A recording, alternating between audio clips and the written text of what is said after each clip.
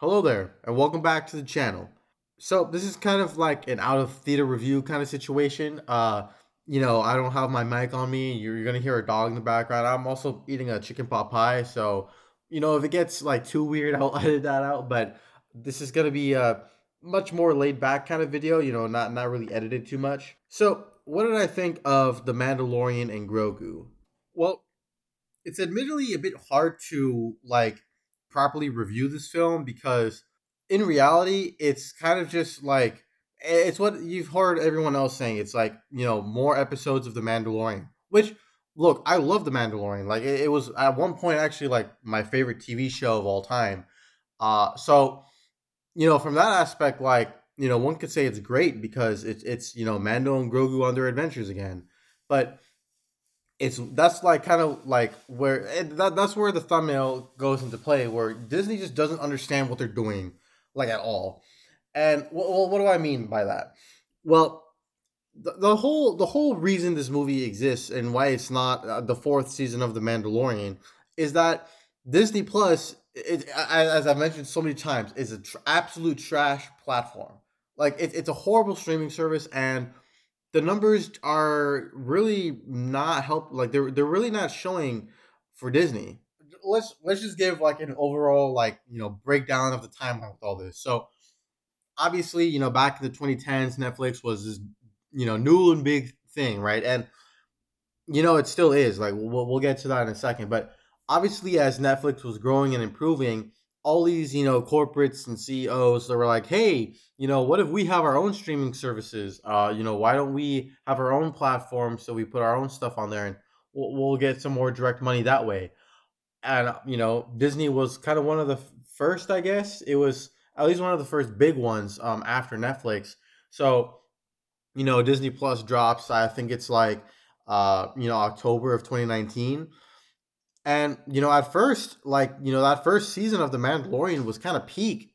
Like everybody loved that season, and then the second season too. I mean, I think everyone forgets like exactly how big The Mandalorian was. And so the Disney execs, they saw all this and they're like, hey, instead of making like quality content, how about we just pump as many of these shows as possible? And that's kind of what they did. And I guess COVID was also like kind of like why they were pushing so much stuff onto their streaming. But at the end of the day, the whole reason for Disney Plus was to beat Netflix, which obviously they lost, right? Like they lost the streaming war. Netflix was the one who ended up winning. That's kind of why Marvel and Star Wars are kind of in the state that they're in right now, is because they're pumping all of their just absolutely low tier shows onto Disney Plus. That's what it was. She Hulk, like Miss Marvel. uh, I mean, I hated Loki, but that's kind of a controversial opinion. Secret Invasion, like absolute trash. What really derailed everything for Mando was the Book of Boba Fett, and I've already complained about that, so I'm not gonna go into all that here. But Disney's quest for money and for trying to pump their streaming service as much as possible, it completely failed. Like nobody cares about the big Marvel and Star Wars stuff anymore. Like, let's keep it a buck 50. They don't. And that kind of shows with the box office numbers here. And so eventually, nobody cares because most of it is absolute trash. And when that actually is good, Andor, and Maul Shadow Lord, for example, you've kind of destroyed like all sense of goodwill you had with your fans. I mean, the Acolyte. I mean, dear Lord, Lucasfilm, what were we thinking with that show? Like, again, it's just like, are these like the worst shows ever made? No, but a lot of them are just complete mid or just completely like disrespect the fans. So it's like, no, literally nobody cares anymore. And so obviously Disney saw all of this and we're like, hey, we need to we need to do something about our return on investment here. Like, we're not making the profits that we need. So like, what do we do? Well, they switch back to film. So for example, Lilo and Stitch, the live action remake, was originally going to be like a straight to Disney Plus thing. Um, that went off to the theater. Same thing with Moana 2. Moana 2 was actually supposed to be like its own series on Disney Plus, like a Disney Plus original thing. But then they kind of just turned it into like the sequel, I guess. Um, And so for those two, obviously those two were extremely successful. I mean, more like both made over $1 billion in the box office, right? And that's mostly like a nostalgia thing. I mean, Lilo and Stitch. Like, do we really need to explain why that movie made so much money? Moana as well. Like, the first Moana was a massive hit, and so they kind of, obviously a follow up is gonna do well. And I would say, like, even though I have my gripes with those films, at least they had good marketing. Mando and Grogu, like, does anybody even know those movies like came out? I mean, I'll say the fandom. Like, this is exactly the same exact problem that Solo faced. It's the exact same thing, really bad marketing, like pretty much zero hype for the franchise. It's just like, is this going to be another box office bomb? As half a season of The Mandalorian, I actually think it's like pretty great. Like, you got the usual antics of Mando and Grogu. Din is kind of aura farming kind of the whole time. Grogu like actually has like some really good development in this film, like kind of specifically in the second half. I won't like go into spoilers yet. I'll say that later. But yeah, Grogu himself like actually has like a pretty decent character arc, and it's kind of just nice. Like a lot of the world building, there's a lot of like new aliens and stuff that you get to see. There's like some few like deep cut kind of characters. Those are like pretty cool to see. Yeah, and obviously, Din and Grogu's relationship is handled super well, and the puppetry actually for Grogu really improved. Like, I'm actually like kind of impressed by like how far they've gone with Grogu. So, you know, as I was saying, as a half season of The Mandalorian, is I would say it's actually like pretty on par with season one or season three like material. Yeah, like but that's like the weird thing about this review, like should I be reviewing this as a fourth season as of The Mandalorian or like as its own film? And as it's that's kind of where things get a little sloppy because as its own film, it's kind of like a I would say like a 6 or a 7 in my opinion. Like if you like have no idea like anything about Star Wars, like you can go into this film and like not knowing anything and you'll probably have a good time with this film, especially like the Grogu stuff. Um, but like the film, like kind of plays it safe, like it kind of plays it by the book. There's not really a ton of surprises. Like everything that was in the marketing is kind of just like what the film is. It's the Mando and Grogu is certainly very entertaining. Like I really like a lot of the action sequences and as I mentioned before, like the monsters and the threats.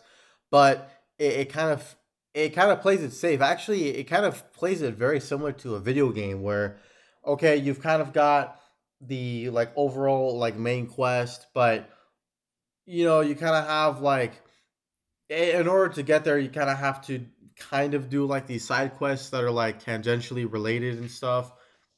And you got like mini bosses and stuff along the way. So that's that. I mean, it's basically just like a video game, which is fine. Like it's like that's fun, that's great. But for the state that Star Wars is in right now, we really need a win. We really need like the like that like an oomph in the franchise right now. And as I mentioned in my last video, kind of talking about the marketing, Andor and Maul, while they're great, they're great projects.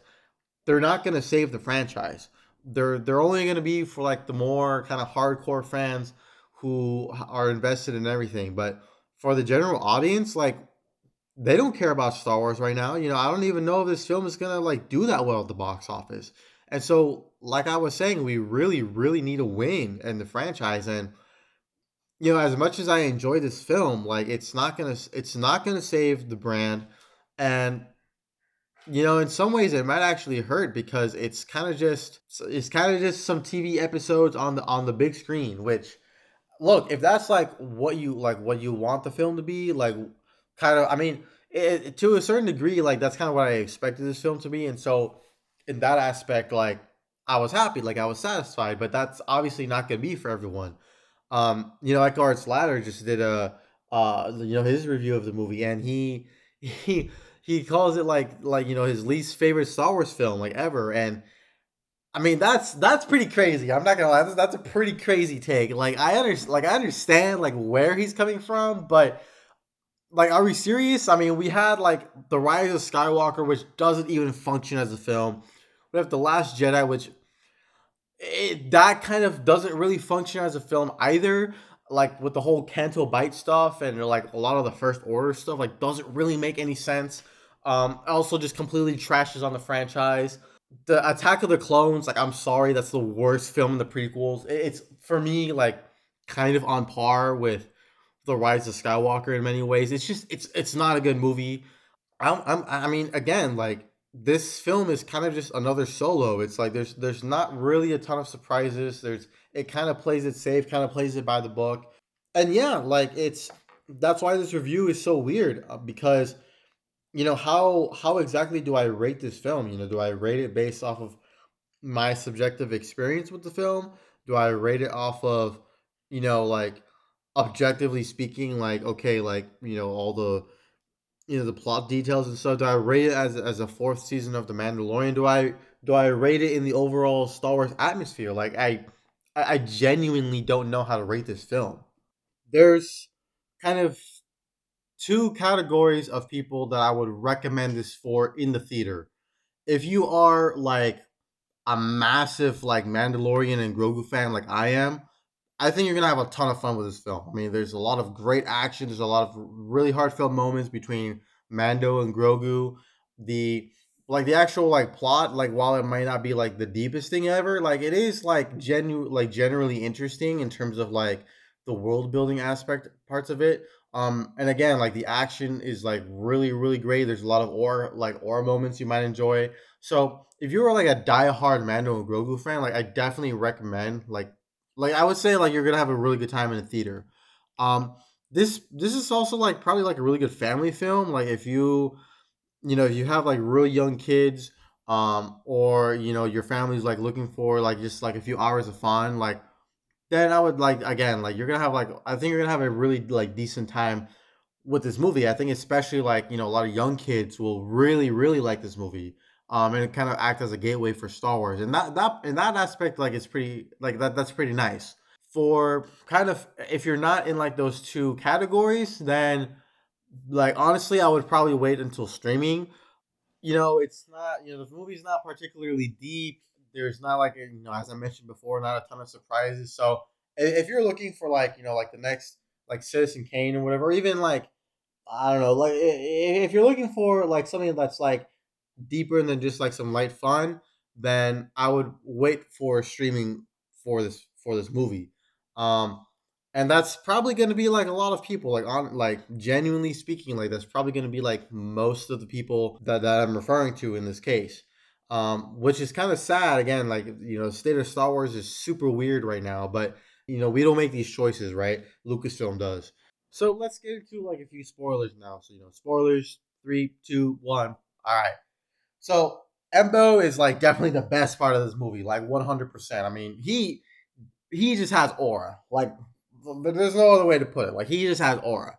Like every like pretty much like he kind of like honestly he kind of steals the show like every time he's on stage, him and his dog, like that stuff was great, and he wasn't in the movie like a ton, but it was great, like seeing the transition into live action. Like it was just like he was awesome. It was cool seeing now Hutta in live action.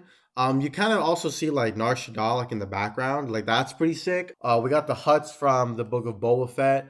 Um, that show was absolute garbage, but I appreciated like the hut aspect of that show. So we see the twins back, and the whole kind of aspect between them and Rod of the Hut is actually like again, it's not like particularly deep or anything, but it is like genuinely interesting, seeing them basically trying to wipe out like the last like part of their competition, right? Because they're kind of trying to control like what's left of Jabba's empire, and obviously there's kind of like there's kind of a threat to that if Rod of the Hutt can just come back in and take over. So that part is like generally interesting. The way that they died, like peak. I don't know if it's peak, but I enjoyed the way that they died. It's really like it's kind of weird because like I've always like imagined like huts to be like super slow. I guess like I just haven't seen like huts like fight before or anything. Like they're these big blobs, like these big slugs. Like how do you expect them to move? But so it was actually like pretty cool, seeing like them fight. Like seeing Rada kind of like do like his rolling maneuvers and his axes. Like that was like actually like pretty cool to see. And like kind of also like to kind of continue on that aspect is like the arena fight between Mando, Rada, and kind of all those like other aliens. Like that was pretty cool. Seeing all those like different types of aliens, like kind of like doing like a free for all and just absolutely destroying the audience once they're let free. Like that was pretty funny. That was pretty cool. There was like that like electrical guy. He was pretty fun. I like that guy. Outside of Embo, like my favorite aspects of the film were between Grogu and like the Babu Frick guys. I was like kind of concerned that the Baby Yoda stuff would annoy me because like that's been like a little bit of a concern of mine. They handled Grogu like super well in this film. It was pretty cool seeing Grogu actually like go out on his own and defend himself and to actually turn into a character. That's he hasn't really been a character until now. I'd say it was actually like that's actually like nice development for the character. Speaking of, there's also like that scene where, or like kind of, there's that one point in the film where Mando gets poisoned, and, man down situation, and he's unconscious, and Grogu has to go in and defend him and kind of care for him. That was like actually like a pretty great sequence in my opinion. I think like that sequence with Grogu actually may have been my favorite sequence in the film. It kind of actually reminded me of Invincible season 4, when Mark is like after the whole like conquest rematch, he's again a man down situation, and so Omni Man and Oliver are there like kind of like for like a month or so, just like trying to make sure like Mark is like okay and kind of caring for him. That's kind of what this reminded me of, and I really like enjoyed all of that. It was just it was very heartfelt, and it was again like Grogu's becoming an actual character now. I was really hoping like this is where he would start talking because I feel like the character is still like somewhat limited in the fact that he can't like speak, so it's a little hard to tell like where his mind is at with everything. You can kind of infer it, like obviously, like you can tell he's dealing with the fact that his father is not going to be here forever. So obviously, you can kind of tell that, and that like there's that one scene where he's trying to wake up Mando. It's actually like pretty like sad.